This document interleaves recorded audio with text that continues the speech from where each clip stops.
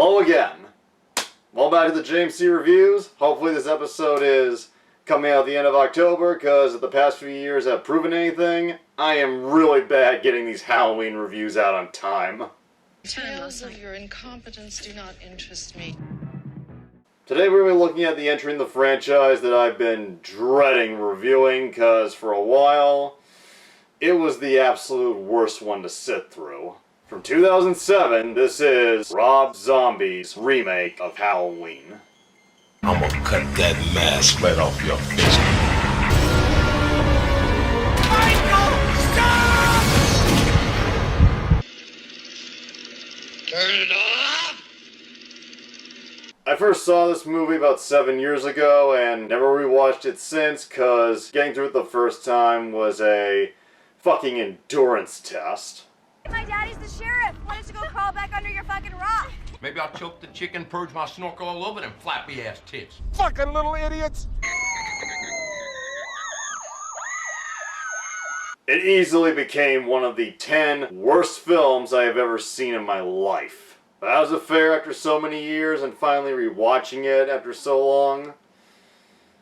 Whew, boy, I got a lot to dive into here. After the catastrophe of Halloween Resurrection, producers and writers were scrambling to come up with a storyline for a new Halloween movie. One idea, after Freddy vs. Jason was announced, was a potential crossover between the Halloween franchise and the Hellraiser franchise that would have had Michael Myers going up against Pinhead and the Cenobites. Who are you? Explorers in the further regions of experience. Demons to some, angels to others. As much as I love crossovers, I'm not sure Michael Myers and Pinhead would have been the best combination. I mean, we all saw what happened when the Halloween franchise tried going the supernatural route. This idea was seriously considered enough that they even got Clive Barker to come on board and try writing the script. John Carpenter was also even considered to come on board to direct. After an overall negative online poll reaction to the concept and executive producer Mustafa Akkad just having no interest, the project was scrapped. With his son, Malik Akkad, Mustafa worked with various writers to come up with a potential new sequel. The ideas range from a direct follow-up to Halloween Resurrection, a possible prequel, and even bringing back the retcon shit from films 4 to 6. Sometimes you just gotta know when to say fuck it. The plans for a direct sequel ended after Mustafa Akkad and his daughter Rima were tragically killed in the 2005 Amman hotel bombings. After this, Malik Akkad decided to take the franchise in a new direction. And with Halloween still being distributed by Dimension Films, that meant a ton of the executive producing power was still in the hands of the Weinstein brothers. Specifically, Bob Weinstein, who approached Rob Zombie to make the latest entry. Zombie jumped at the idea and ultimately decided to make a remake of the original classic. He met with John Carpenter to get his blessing. Carpenter told him to make it his own. Did he? Yes and no. Unlike the original, where Michael Myers was a mysterious being with no clear reason for his evil, Rob Zombie decided to devote a good chunk of this version to developing Myers' character and explaining how he became such a deadly freak of nature. Kind of like Silent Night, Deadly Night. And while different, this idea could have worked for a new portrayal of the character. Only problem is, it's fucking terrible! Get your ass downstairs and wash your hands, you little shit. I'm not listening! After a very underwhelming opening credits sequence, it opens on Halloween morning, where we're immediately flung into the young Michael Myers, played by Dag Fitch's home life. And it's just filled to the brim with all the textbook stereotypes you associate with a serial killer in the making. Physical and psychological abuse, animal torture, etc. And yeah, this is done to establish him as an insane killer, but Silent Night, Deadly Night did it in a way that felt natural and made its killer somewhat empathetic. Here, everything is loud, obnoxious, and just shoved in your face. That new waitress over at the Bingo Lounge, she can give me the freaky eye. I hope she likes cripples. Bitch, I will crawl over there, skull fuck the shit out of you! Oh, I'll get the crutches for you. That's all that fucker does is cry. Crying shit, crying shit. That's all you do is cry and Fuck you. Rob Zombie's crazed, over-the-top dialogue worked extremely well in his earlier films, primarily because those were heavily stylized exploitation movies. But here, in a situation that's supposed to be on a more relatable level, I just find it distracting how nobody talks and acts like a real human being. Can't you see I'm making eggs over here? Yes. Since when? Since now, they're chicken abortions and they're fucking gross.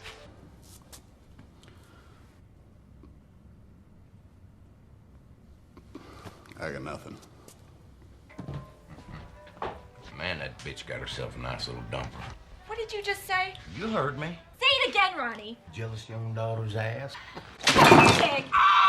Fucking whore! Even for an abusive, toxic family, Rob Zombie just cranks it up to 11 and beats you over the head with it. And in case any of y'all are wondering, Michael's very sexual sister, Judith, is played by Hannah Hall. His mother, a stripper named Deborah, is played by Rob's favorite person to cast, his wife, Sherry Moon Zombie, and her loud, screaming boyfriend, Ronnie, is played by the underappreciated William Forsythe.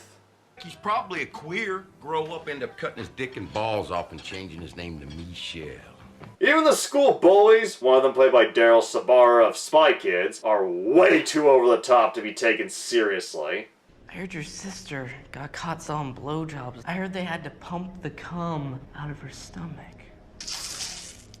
Even Stephen King would be like, these bullies are too one note. The original John Carpenter theme starts playing at the most random point. Deeper and bigger problems. What do you mean problems? What is this? He's a very disturbed. Honestly, its inclusion feels tacked on and out of place. Michael kills the bully, but with all the unpleasant dialogue that's been screamed at us, this bloody murder really doesn't faze me. So desensitized by movies and television. Later that night, after trick-or-treating and catching some clips of The Thing from Another World and White Zombie, heh, get it? Michael kills his mom's passed-out boyfriend in an admittedly creative fashion.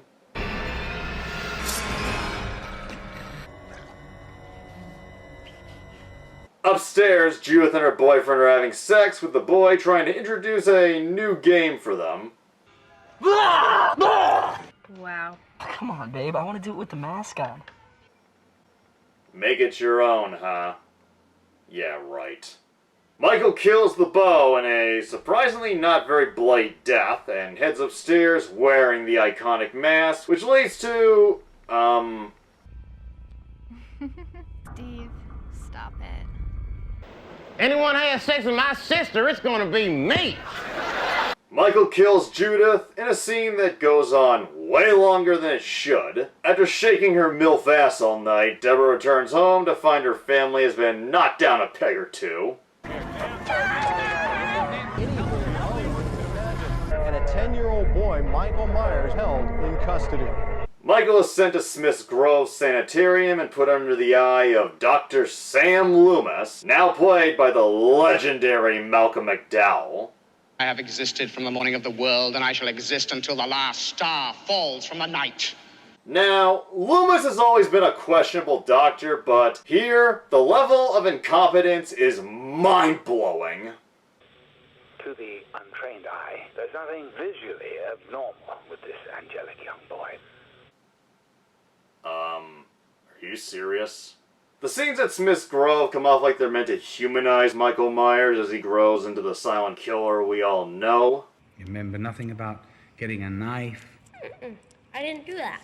Just let me out! I don't want to be here anymore. I don't know about you, but all I saw was a whiny, unsympathetic little shit brat.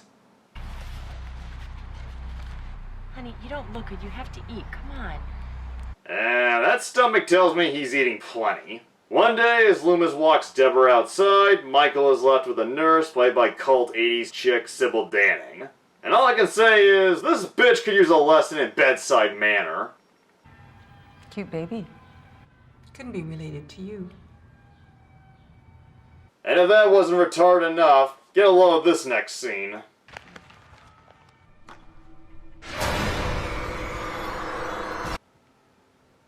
What mental hospital gives the patients metal utensils? Unbelievably, Loomis is still kept on as Michael's doctor. In one of the only scenes from the film that I actually think is well done, Deborah watches old home movies of Michael. Overcome with grief, she commits suicide.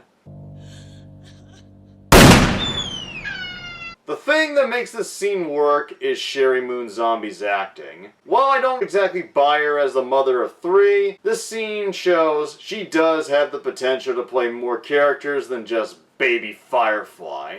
We jump to 15 years later. Michael has grown up to be a shaggy-haired, heavy metal-looking giant played by the 6'9" Tyler Mane.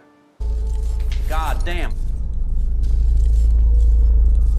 I know a lot of flack has been given to how tall Rob Zombie made the adult Michael Myers. Personally, with the film's other problems, it didn't bother me as much as others. But it does highlight that Rob Zombie cannot do anything subtle. Dr. Loomis, a lot longer than it would realistically take, quits treating Michael and leaves Smith's Grove. He expresses regret that he couldn't help him and wishes him well.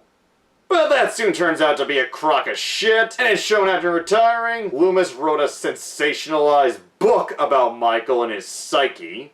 Michael was created by a perfect alignment of interior and exterior factors gone violently wrong, creating a psychopath that knows no boundaries. Do I even have to say how unprofessional and unethical this is? And now we arrive at the point where Michael Myers escapes Smith's Grove, and boy, does this take the cake for the most retarded bullshit in the film. Two orderlies take a female patient out of her cell and decide to rape her. And for whatever reason, they decide the best place to do it is in Michael's cell, while he's unrestrained. And as they sadistically violate her, they constantly try to get a rise out of him.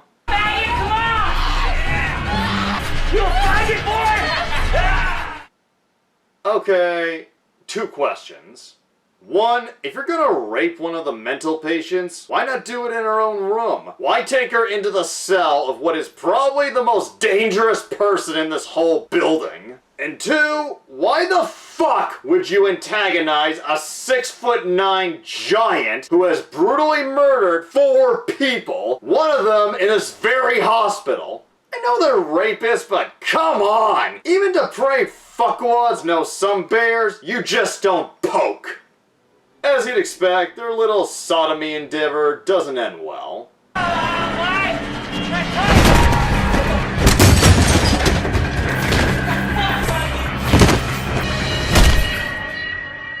Over the years, the only hospital employee to show Michael any type of decency aside from Loomis was a janitor named Ismail, played in a very against-type performance by Danny Trejo. He arrives just as Michael's finished hacking up the floor staff, and in a moment that Rob Zombie says was supposed to show how cruel he was, Michael mercilessly kills old Danny.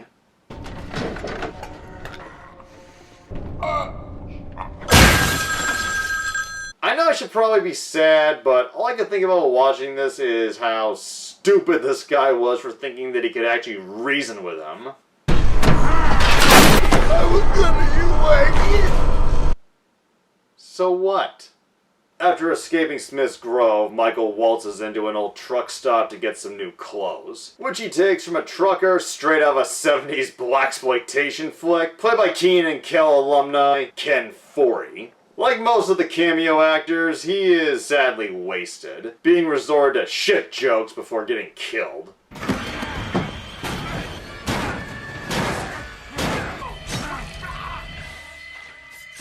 We also get a graphic porn shot, which... okay, I'll give it a point for that. Ooh. Hallelujah. It's at this point that the second half begins, and the rest of the movie, sadly, just becomes a rush copy and paste remake of the original. As much of a shit show that the first half was, you can at least give Zombie credit for taking a different route. But now, the film is just following the original, scene for scene, except with every character now saying fuck in between every other sentence. And a big problem here is, the original film's story does not work with the new scenes that have been added. Like this moment. If our security wasn't sufficient, Sammy, you should have warned us. This guy killed one of your own nurses by stabbing her in the neck with a fork. How could guarding him not be a top priority? And I gotta say, Dr. Loomis coming back to stop Michael kind of feels out of character in this version. I mean, this is a shrink who took all the info he'd collected on a patient and used it to put out a shameless tell-all book. The selfless hero from the original doesn't match this new character. If you want to do your own version, fine, Rob, but choose a personality and stick with it. Don't give us this inconsistent mess.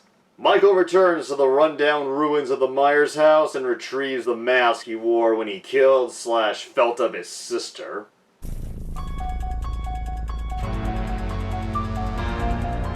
Alright, I just gotta say it. The use of the original Halloween score by John Carpenter is fucking insulting. Its placements are random, add nothing, and feels like it's just there to tickle people's nostalgia. This is one of the most iconic horror themes ever made. It deserves goddamn respect. Oh, this really frosts my cookies, Max. After a little sample of Mr. Sandman, which won't make sense unless you've seen the original Halloween 2, we're finally introduced to Laurie Strode, played by Scout Taylor Compton. And if you thought the earlier characters were annoying, Touch me the wrong way. Oh, you want a hammer? Look at this, Mom. Laurie! I'm sorry. Boogeyman lives in there. Oh no, Tommy. Oh no, it's pulling me. Now, I will give Rob Zombie a smidge of credit for not writing this character too close to the original. This Laurie is her own character, not a flip-flopping mess like Loomis. That being said, the character we get is an insufferable twat, and Scout Taylor Compton's acting doesn't help. Tommy, enough about the boogeyman. It's nonsense. I don't need a boyfriend. Yes! And if this wasn't proof Rob Zombie can't write teenage girls, get a load of how he handled Linda, played by Christina Klaeb, and Annie, played by Halloween 4 and 5 alumni Danielle Harris. No, it's some pervert cruising school poontang. Yeah. Hey, freak, you want some of the young stuff? You like that? Well, come and get it. Hey, asshole. Hey, my daddy's the sheriff. Huh? Why don't you go crawl back under your fucking rock? Something I really loved about the original was how all three girls had their very own distinct personalities, like they each stood out in their own right. Here, they all feel like the same annoying bitch, just with a different shirt. Linda and her boyfriend get killed pretty quickly, but not before Kristen Kleeb shows a lot of skin. Laurie's parents, played by Pat Skipper and Dee Wallace, are killed.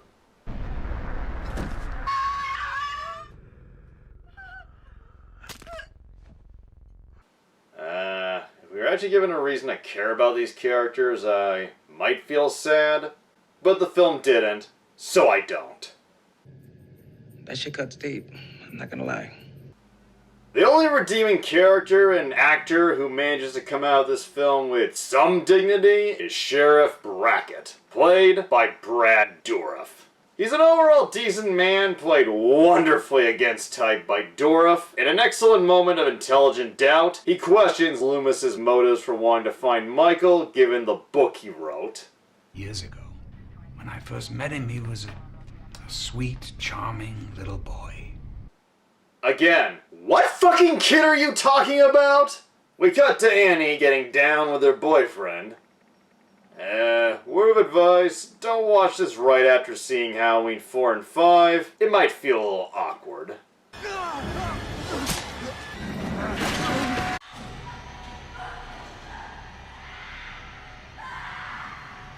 And deciding to forego waiting till part 2, Sheriff Brackett reveals to Loomis just who Laurie is. I respond to a 911. It turned out to be the Myers woman's suicide, and I see this beautiful, innocent baby. About 3 months later, I find out from Mason Strode that he's adopted the baby.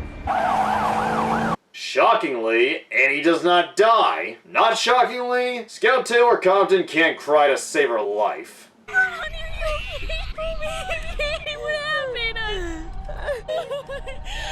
I'm gonna call... In one of the rare instances where horror movie cops actually show up, poor boob bastards get fucked. Michael takes Laurie to the Myers house. There, he shows her an old photo of the two of them. I don't understand. Please, please. I don't know them. This could have been a deep scene, but like all the other moments in the film, it just doesn't have enough heart to elicit an actual emotion. Laurie gets the drop on him and makes a run for it. This leads them outside to an empty pool. Loomis shows up, begs Michael to stop. When he doesn't comply, Loomis pumps his ass full of lead. It's alright, it's alright. And in case you thought I was too harsh on Scout Taylor Compton's acting... Was that the boogeyman? I contemplated suicide in high school. Having to sit through scenes like this makes me wish I had gone through with it. Now, with how closely the second half has copied the original, you'd assume this is the ending. But it turns out to just be a big fake out.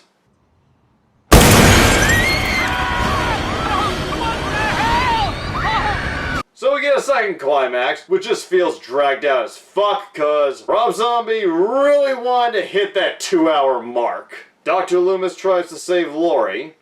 It's not her fault. I failed you. But that just makes Michael mad and he tries to kill him Roy Batty style. It seems like Loomis is dead. Or not. Laurie grabs his gun, and then we get a seemingly never-ending chase of Michael trying to stab Laurie through the ceiling, which becomes so boring I can't even laugh.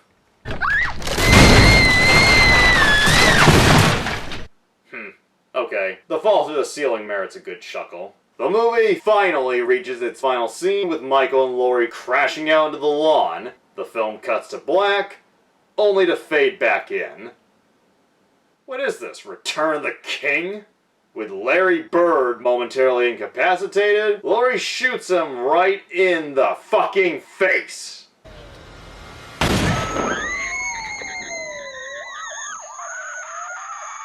You get the idea that future sequels were not originally part of Rob Zombie's plan. And then at last, this cunt rape of a film mercifully ends. Oh, what a bummer, man. That was the worst fucking movie I've ever seen.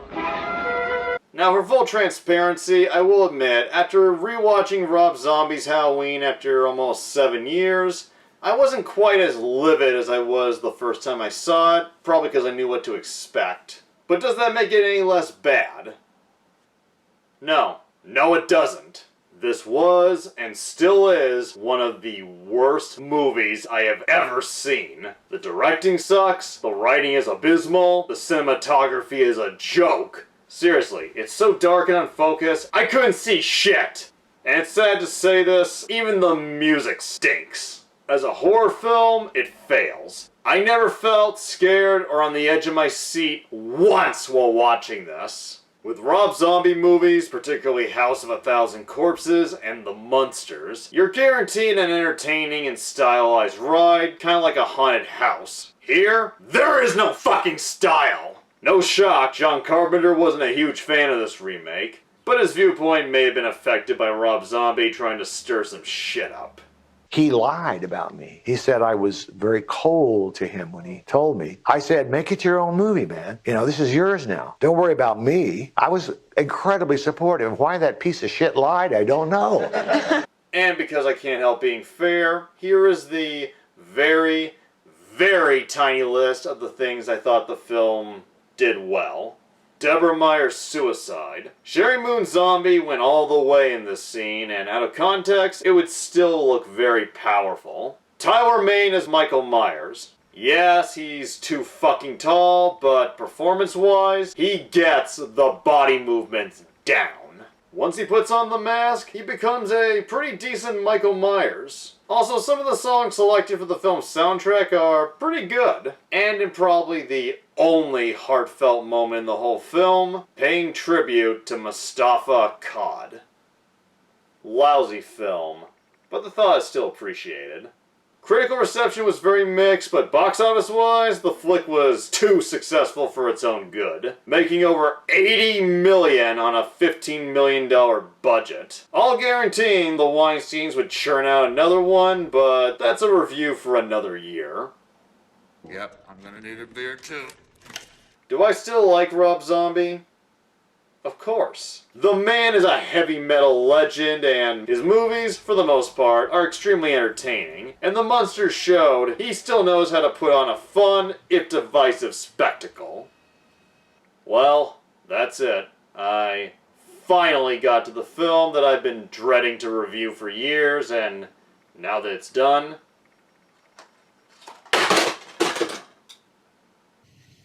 Ouch. Have a happy Halloween, everybody!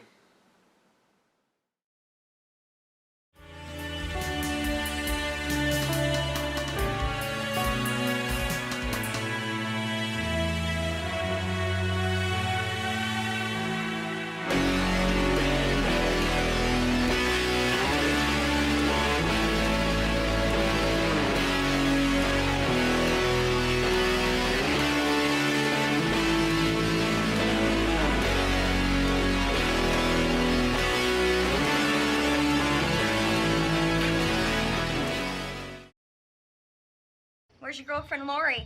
Lori's not my girlfriend. I hate girls. He's probably a queer. She can't come over here. 1, she's a girl. 2, she's not a boy. 3, she smells like you. That is some deep, faggoty ass shit, man.